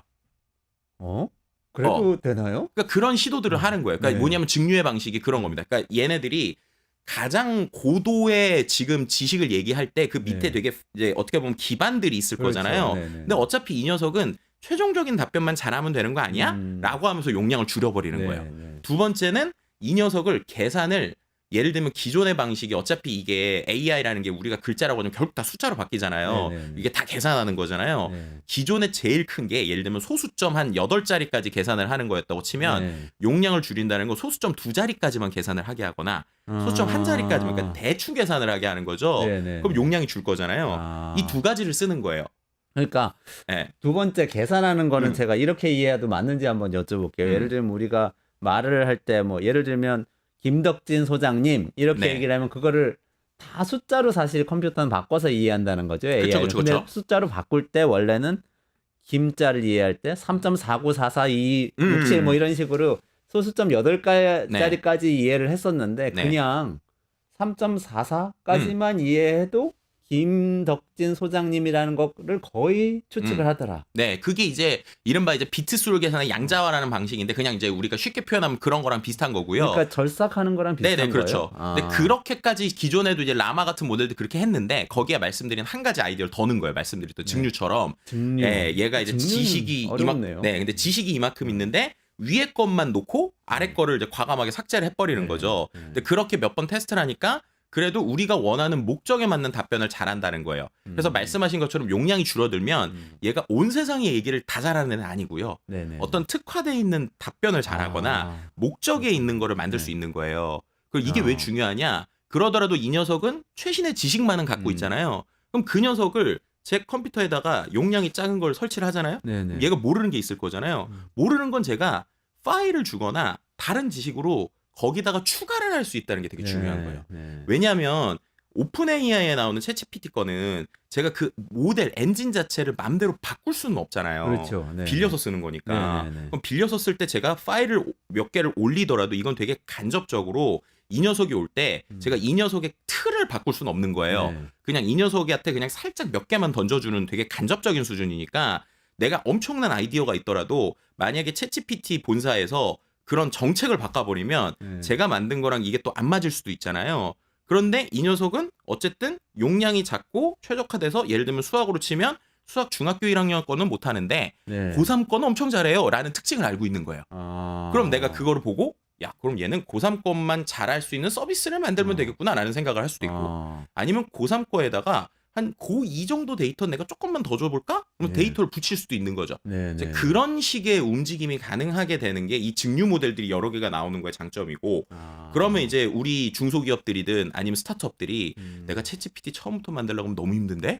근데 이런 비슷한 거 있으면 되겠네? 이런 것들이 되는 거죠. 그럼 예를 들면 수학 과외 선생님만 고3 수학 과외 선생님만 그 역할만 하는 AI를 만들 수도 있겠네요. 그렇죠. 그러니까 그런 특화되어 있는 다양한 모델들을 내가 가져와서 그걸로 외부 서비스에 돈 안 주고 튜닝해서 만들 수 있다. 그리고 이게 오픈 소스이기 때문에 내가 그렇게 하면서 저도 제가 그걸 쓰면서 제가 이런 거에 문제가 있어요. 그럼 이제 같이 올리면서 같이 고치는 거예요. 네네네. 그러니까 지금 이 딥시크 모델 자체는 지금 버전은 되게 뭐 예를 들면 보안에도 문제가 있는 게 있고 이게 해킹에도 취약하고 이런 게 되게 많이 있어요. 네. 근데 이런 부분을 서로가 고쳐 나가는 게 이제 오픈 소스의 개념인 거죠. 그러니까 예전으로 치면 컴퓨터가 윈도우가 있고 리눅스라는 게 있었거든요. 네네. 그 리눅스 계열들이 어떻게 보면 돈을 안 내고도 사람들이 그걸 갖고 여러 가지 막 튜닝을 하고 같이 고친 건데 그러다 보니까 자연스럽게 기업용 솔루션들 네네. 이런 데에는 리눅스를 많이 썼거든요. 네. 그러니까 결국에는 서로 뭔가를 수정할 수 있는 오픈 소스의 정신이 이번에 이제 딥시크가 좀 보여준 거고 그렇게 만든 녀석이 어떻게 보면은 챗GPT의 5원하고 꽤 비슷한 수준이 나온다. 라고 한 게 이제 사람들을 놀래킨 거죠. 그게 또 무료라는 것하고도 연결이 돼 있나요? 제가 무료라서 그런지 몰라도 네. 우리나라에서도 주간 사용자 2위까지 올라갔다고 그러고 뭐 미국에서는 한때 뭐 앱이 앱스토어에서 1등도 했다고도 네. 그러고 막 서버도 다운되고 이럴 정도로 그쵸. 한동안 인기가 있었어요. 네, 말씀하신 대로 그게 무료라는 것 때문에 열풍도 불었고 또 궁금하잖아요. 근데 막 네네. 설치를 해봤는데 아까 말씀드린 대로 이 딥시크 앱을 깔거나 웹 서비스에 그렇죠. 하면 중국에 넘어간다 이렇게 되니까 네. 이제 사람들이 헉 놀란 거예요. 네. 그런데 여기서 오픈 AI가 되게 빨리 움직인 게 네. 그 나왔을 때 이제 샘 알트먼한테 이거 어떻게 생각해요? 이랬더니 되게 놀랍다. 근데 네. 우리 더 좋은 거 낼 거야라고 하더니 며칠이 지나서 지금 이미 나왔거든요. 네. 챗GPT O3 미니라는 버전이 나왔어요. O3 미니. 네. O3 미니는 이미 벤치마크 결과에서 그 딥시크 R1보다 좋습니다. 그래요? 그러니까 이게 얼마나 빠른지 설 전에 나온 것보다 그새 또 O3라는 게 나와가지고 그게 더 좋아요. 글쎄 딥시크 논문에서는 네. 거의 비슷한 걸로 썼잖아요. 딥시크 논문에서는 오히려 O1이었죠. O1에서 일부 비교를 했고. 네, R1이 오히려 더 좋은 것들도 많이 나왔어요. 근데 그리고 나서 며칠 지나지 않아서 샘 알트먼이 O3 미니를 그냥 낸 거예요. 근데 네네. 여기서 중요한 건 왜 경쟁이 중요하고 오픈소스가 중요하냐면 원래 계획대로 O3도 유료 사용자들한테만 공개된 것으로 예측이 됐거든요. 그러니까 지금은 챗GPT가 무료 버전도 있고 유료 버전도 있는데 차이가 어떻게 되죠 지금? 무료 버전하고 유료 버전에서 가장 큰 차이는 뭐였냐면 횟수 제한이 좀 있고요. 모델을 사용할 수 있는 것들의 차이가 있어요. 근데 말씀드린 추론하는 녀석들은 기존까지는 무료 버전에서 못 썼거든요. 네. 그런데 이번에 O3 미니를 무료 버전에서 쓸 수 있게 그렇게 열어버렸어요. 풀었어요? 네. 당연히 횟수 제한이 있긴 하지만 네. 그렇게 됐다는 거고 두 번째로 제일 놀라운 게 앞서서 말씀드린 대로 추론을 하긴 하는데 서비스에서 얘가 AI가 어떻게 단계별로 생각하는지 화면을 안 보여줬었거든요. 네네. 근데 딥시크가 보여준 거예요. 네. 그랬더니 이번에 O3는 생각하는 프로세스도 얘네들이 보여줘요. 보여주기로 했군요. 네. 그것도. 네, 그러니까 결국에는 서비스 경쟁으로 가는 거고 샘 알트먼이 어떻게 보면 스타트업 엑셀레이터 계속했던 사람이라서 그런지 몰라도 아주 빠르게 움직인 거죠. 아주 빠르게 움직였네 네, 진짜. 그러니까 이제 결론적으로 지금 상황에서 그러면은 무료 버전 못 쓰면 돼요라고 저한테 물어보면 굳이 R1 쓸 필요 없다. 네. 사용자들은 그냥 이제 챗GPT에 O3 미니를 쓰면 그게 R1보다 좋은 모델을 무료로 풀어버렸다. 근데 결국 이런 게 딥시크가 가져온 파장인 거죠. 그러네요. 그런 빠른 변화들이 지금 있습니다.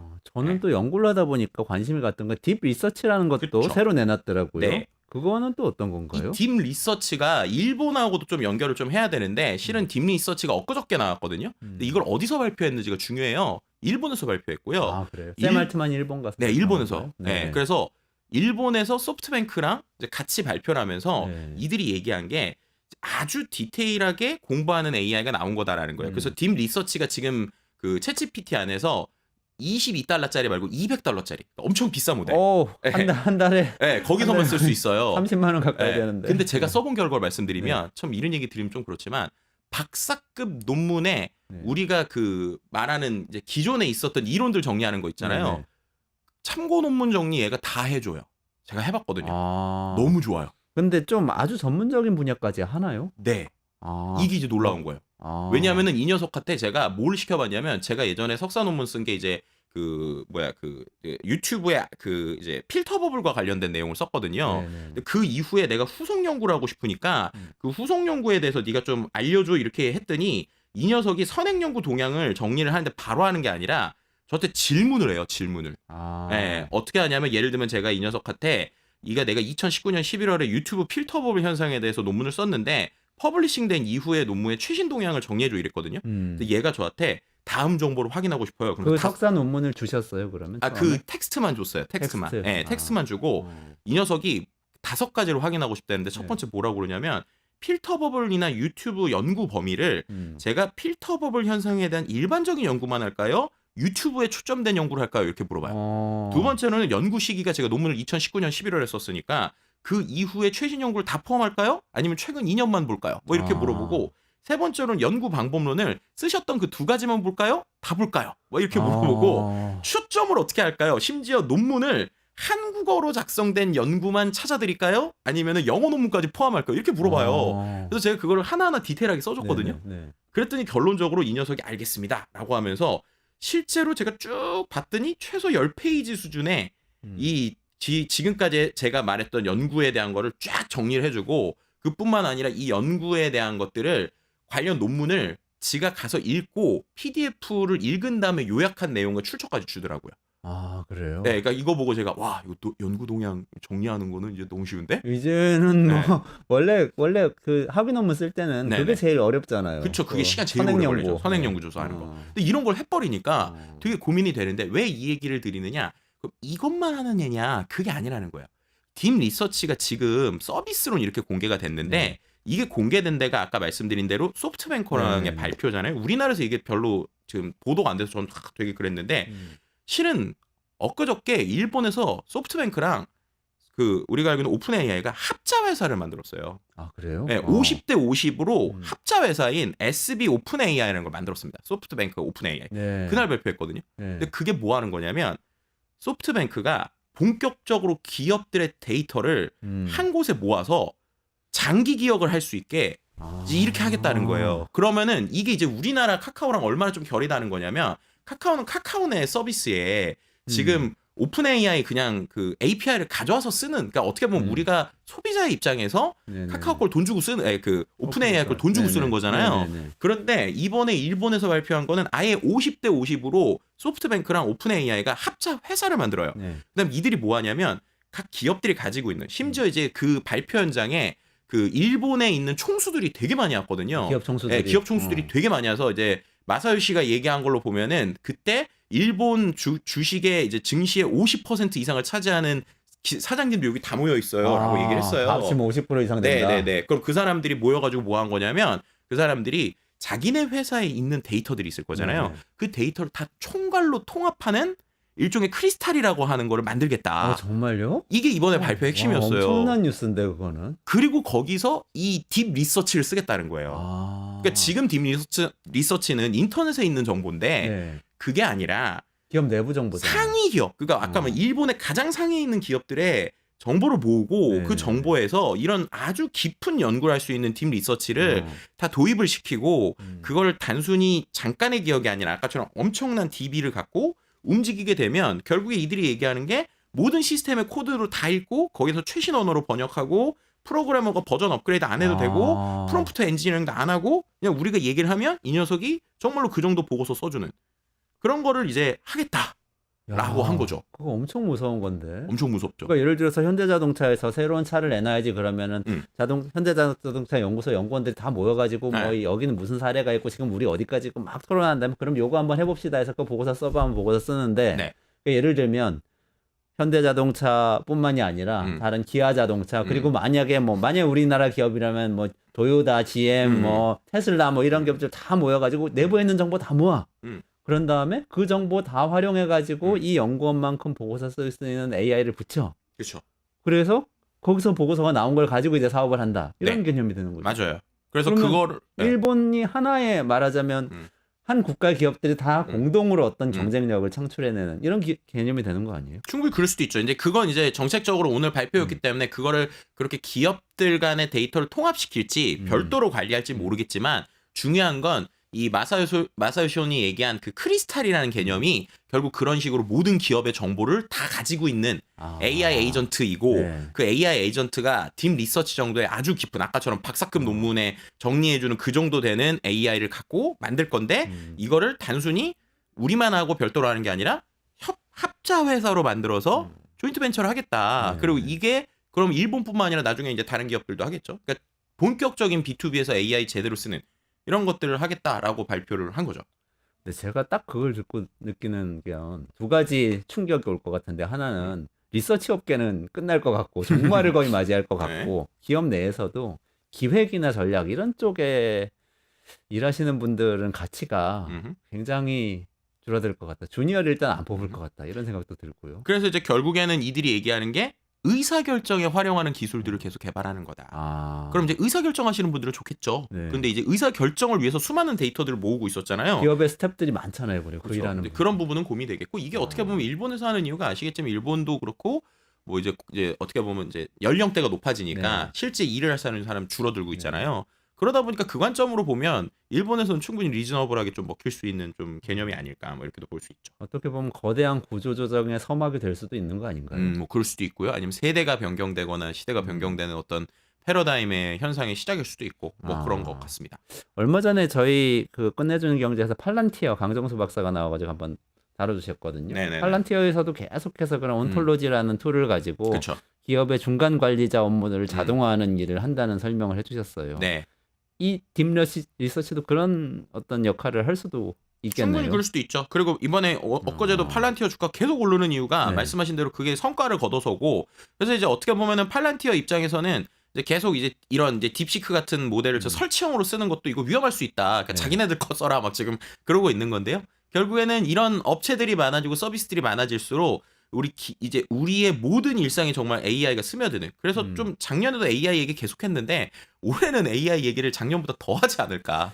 더 하게 네. 되겠네요. 네, 그렇게 될 것 같습니다. 우리 끝내주는 경제에서 그래도 출범하면서부터 계속 AI 이야기를 하고는 있는데 네. 지금처럼 이렇게 빠르게 올 줄은 몰랐어요. 마지막으로요, 소장님. 네. 그래도 우리나라 걱정이네요. 일본도 그렇게 움직이고 있다고 하고 미국 당연히 그렇고 중국도 딥시크가 나왔는데 우리 뭐 하여튼 셀 알트만이 와서 카카오도 방문을 하고 손정희 회장도 온다고는 하는데 우리는 이들을 만나서 뭘 어떻게 해서 이 AI 업계에서 그래도 주도권을 가질 수 있게 만들어 가야 될까요? 그러니까 지금 SK나 이제 삼성전자를 만나면서 이제 사람들이 기대하는 거는 지금 뭐 미국에서도 있는 뭐 여러 가지 큰 프로젝트들 있잖아요. 그런 프로젝트들 하려면 일단 데이터 센터 지어야 되거든요. 근데 일반 데이터 센터가 아니라 이 AI 전용 데이터 센터들은 HBM이나 이런 것들이 되게 중요해요. 그러니까 결국에는 우리 입장에서의 기대감은 SK랑 해서 SK가 요즘에 최근에 데이터 센터 엄청 집중하고 있거든요. 네. 데이터 센터 뭐 미국이나 일본에 지을 때 좀 협력할 수 있는 기대감 뭐 이런 것들을 좀 보여주는 거고요. 그 다음에 이제 삼성전자 만난 거는 뭐 여러 가지 이슈가 있겠지만 일본에서 이번에 그 오픈 AI가 얘기한 것 중에 AI 전용 단말기를 만들겠다. 그러니까 음성 기반의 단말기 만들겠다 이런 얘기 하고 있거든요. 그래서 그런 부분에 대한 협력에 대한 기대감들 뭐 이런 것들을 내비치는 것 같아요. 근데 이제 하드웨어적인 요소들이고 그럼 이제 소프트웨어적인 요소들에서 우리가 좀 어떻게 해야 될까라는 부분이 지금 이제 이번에 오픈 AI랑 이제 카카오가 손을 잡았기 때문에 네이버의 전략하고 카카오의 전략이 이제 명확하게 달라진다고 보시면 돼요. 네. 그래서 이제 네이버는 자체 언어 모델들을 계속 업그레이드하는 이쪽이고 이제 카카오는 이제 그거를 이제 손 들었고 어떻게 보면 이제 오픈 AI랑 같이 하는 협업인데 그렇다면 이게 이제 우리나라의 R&D나 성과를 어떻게 거둘 것이냐라고 하는 거 좀 지켜봐야겠죠. 특히나 이제 네이버 입장에서는 오히려 딥시크 같은 이런 연구자들이 많아지는 방법론을 빨리 활용을 해서 디벨롭하는 게 중요할 네. 거고. 자체 그리고- 모델을 이제 개발해 그쵸, 가는 그쵸. 거죠, 계속. 네. 그리고 이제 어떻게 보면은 카카오 입장에서는 지금까지 AI를 갖고 뭐 여러 가지 한다고 하는데 B2C 서비스에서 정말 AI 덕분에 이렇게 놀라워 이런 것들은 별로 없거든요. 근데 어쨌든 최신의 기술들을 계속 쓸 수 있는 상황이 됐으니 서비스를 고도화해서 전 세계에서 와 이런 서비스를 만들었네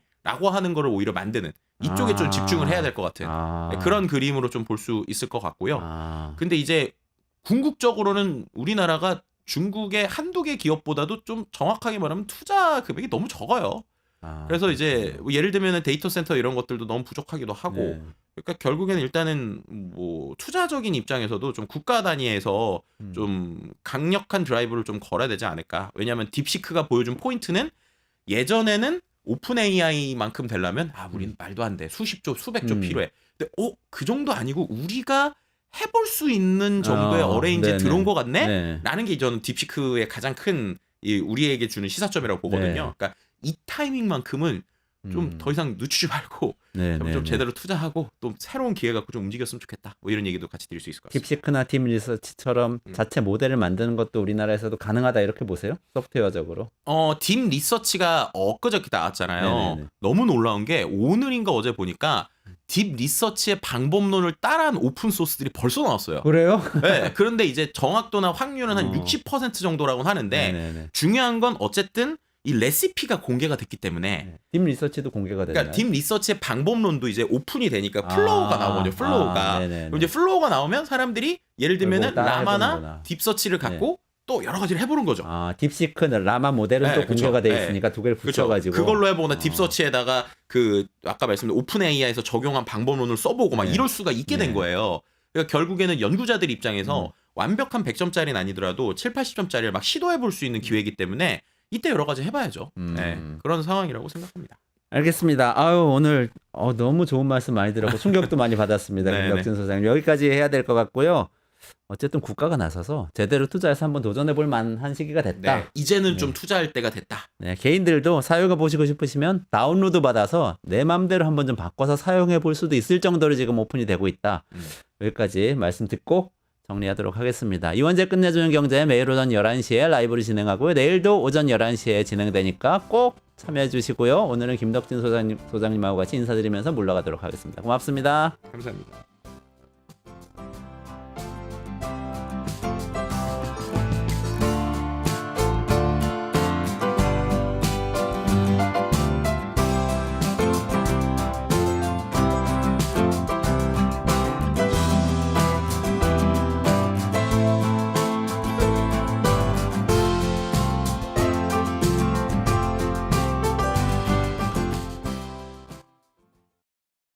유튜브 구독하고 실시간 채팅과 댓글을 남기시면 매일매일 7천 TTCO를 드립니다. 참여 방법은 통통물 어플을 다운로드하고 회원가입과 로그인을 해주세요. 마이페이지에서 나의 회원 고유 번호를 복사해주세요. 유튜브 구독 후 실시간 채팅이나 댓글창에 고유 번호를 한 번만 입력하면 준비 끝! 지금 유튜브 채팅과 댓글 쓰기 참여하고 실천 TTCO 받아가세요.